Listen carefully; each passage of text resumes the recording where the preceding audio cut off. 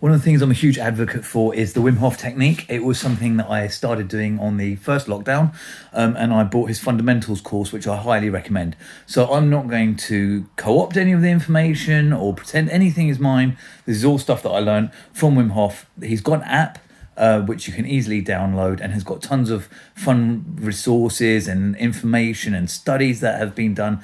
So this is really for people who either don't have access to the app, don't have Android, or are just looking to engage with the technique before they actually commit to doing it. So what is the kind of triumvirate of techniques that Wim Hof uses? Cold water therapy, so basically getting into cold showers and cold baths. And if you're going to do something like that, then I would just basically graduate your exposure, over a period of time. So one thing I would do is maybe start with just 15 seconds, 30 seconds, have a nice warm shower first, and then blast out a cold one. Now at this stage, I'm up to happily doing a minimum of 2 minutes every day, and that's straight into the cold shower, no messing around. But obviously I built up to it, and I recommend the same for everybody. The other thing is it's a specific breathing style and technique, and then it's also meditation and movement. So today what we're going to focus on is the breathing technique. I'm going to show you how to do it. Like I said, I highly recommend the app because he's got a breathing bubble that you can follow along. So we're going to do it now. And basically it's 30 breaths. And then on the 30th breath, you're going to take a big inhalation. Then you're going to breathe out fully, and then you're going to hold your breath as long as you can. Okay. Now, I think a common misconception with the breathing, two things that I learned, which I hadn't been aware of prior to doing the course, were the inhalation is substantially longer than the exhalation. So you're really saturating the muscles and cells, everything with oxygen. So it's a real full breath in, and it's a natural breath out, not a full breath out. So you're retaining some of that oxygen, and you're really blowing out the carbon dioxide. Now, he talks about belly, chest, head. You think, well, how do I breathe into my head? Trust me, if you persevere with this and do it long enough, you'll start to feel like, oh yeah, I feel like I'm breathing all the way to the crown of my head. Start with your stomach. Deep diaphragmatic breath into the lungs, all the way to the top, and then breathe out. So we'll start now. Inhale.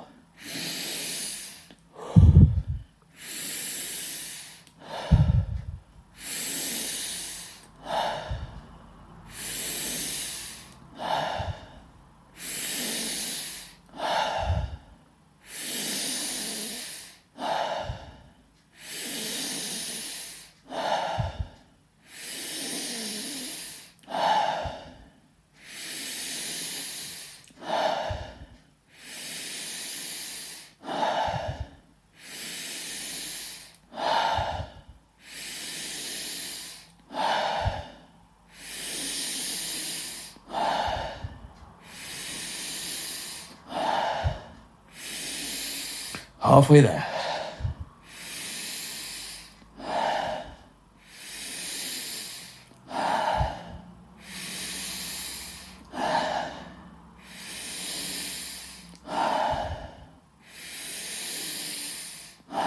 Ten more.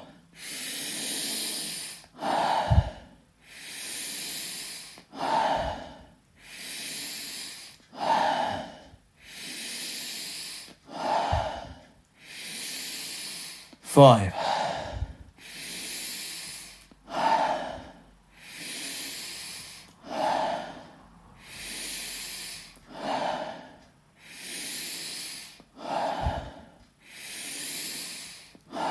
Full breath in.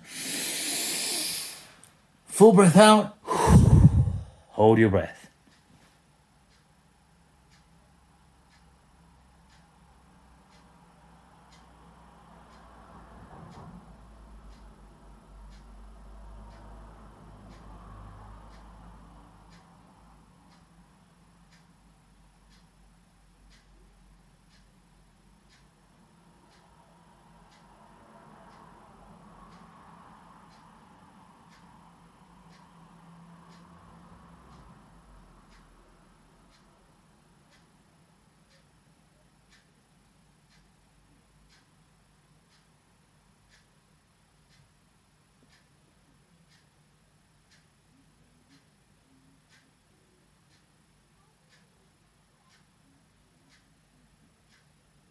Now, if you can, keep holding your breath. Keep holding your breath, okay? Something very interesting is happening to the body's physiology right now. The body is sending a message to the primordial center of the brain through the HPA axis, your fight or flight mechanism, and it's saying, oh my God, we've got to breathe, we've got to breathe, we've got to breathe. But the body is alkaline. There's no need for breath right now. There's no need for breath. If you're still holding your breath, keep going. Don't force it. Okay? Now, I'm going to talk you through it.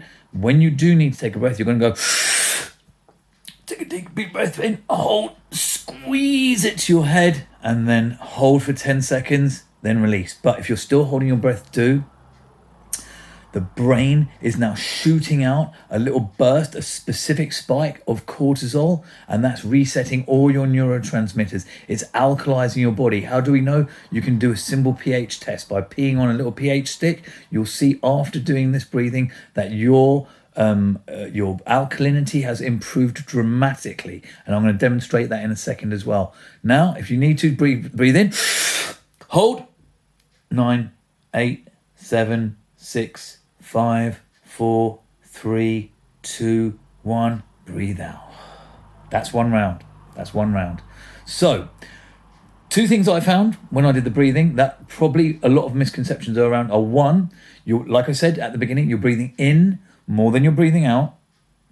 Number two, the breath doesn't stop. So you're not going, it's like the waves running in.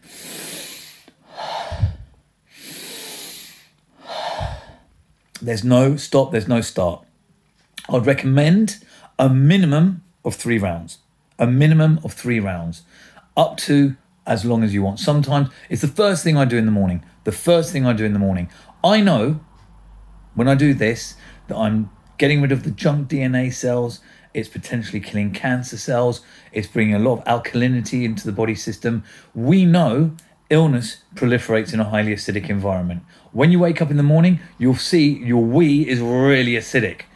You want to bring yourself into that alkalinity. This is rebooting your neurotransmitters. So it's enhancing your dopamine, enhancing your acetylcholine.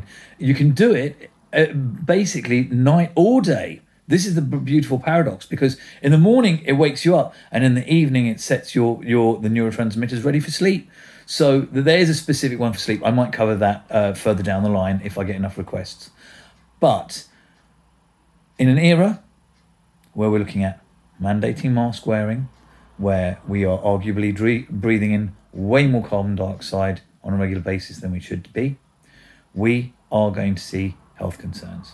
Dr. Rashid Buttar basically put out a talk recently saying that we will start to see an increase in very rare cancers like heart cancer.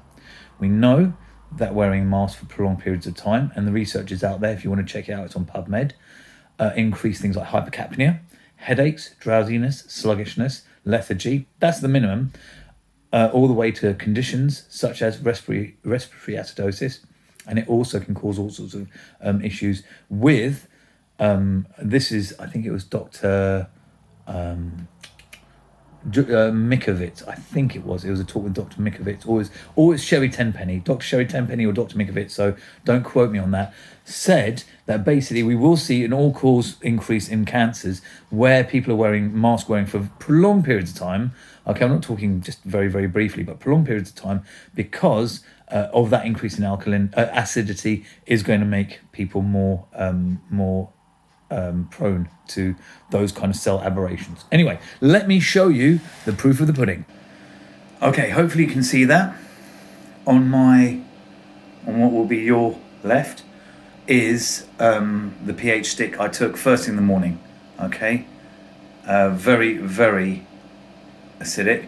That one has actually gone blue, and it was a dark green first thing in the morning. So that was within 15-20 minutes. Okay, that's 15 to 20 minutes of deep breathing. That is a dramatic shift in blood alkalinity. Okay, there is nothing else I think that you can do that has that kind of dramatic impact on your blood alkalinity. Now, trust me, I've tried. I did stuff like drank loads of lemon and lime juice in water and apple cider vinegar. Nothing made that much difference. And what was interesting to me after Lyme disease, was for years I had a very acidic You're in all the time. Nothing I did made any difference at all. And that's not healthy. And try as I might, I was always very, very aware of it. Nothing altered it. Now, at will, I can do that. Now, if you're interested in this, one of the things that you've got to realise, pardon me, I've got a bit of food stuck in my throat. It's not COVID. One of the things that is really a glaring thing here that's so important to understand is you're controlling your autonomic nervous system. Now, anybody who's got a scientific mindset or understands how these things work, that's a huge statement. So the stuff that we think is in the realm of the pituitary axis, that is in the realm of the body's autonomic nervous system. So in other words, automatic. It's not, you don't go, right, go get my heart beating. Oh, better breathe. I forgot to breathe. We have obviously postulated for a long period of time that there are things that we can affect ourselves and things that just happen organically and naturally. What this means is that you can change your body's physiology, your neurotransmitters, your mood, your heart rate, your brain function, because you are sending a profusion of blood into the brain, clearing out a lot of the amyloid plaque that might be the debris. Think of it like little bits of grit that are there, clearing those out, improving cognitive function, all by breathing. Now, if you're a yogi, you're going, tell me something I didn't know. But I find the science behind this fascinating. I wanted to share it with you all. It's something I'm very, very keen on. And I would say that in this time where it's free, it's easy, and only if you've got some very, very severe medical conditions would I, seek advice first. But, this actually has been shown to clear lots of issues as well. So do I think it's worth trying? Yes. Start gently, start with 3 rounds, and then you build up, and you'll find that it's possibly one of the best things you can do to start your day. Anyway, I thought I'd share that. For those of you who are more interested, Wim Hof has got lots and lots of exposure on social media. My personal favourite podcast was the one he did with Russell Brand, because they went into a lot of detail. He's done 2, one on coronavirus survival and one general one. So both of those are in the Under Your Skin podcast with Russell Brand. And also he's got loads of stuff on YouTube, and he's got an app which is on Android, which I strongly recommend. So there we go, an introduction to the Wim Hof technique. Hope that was of interest.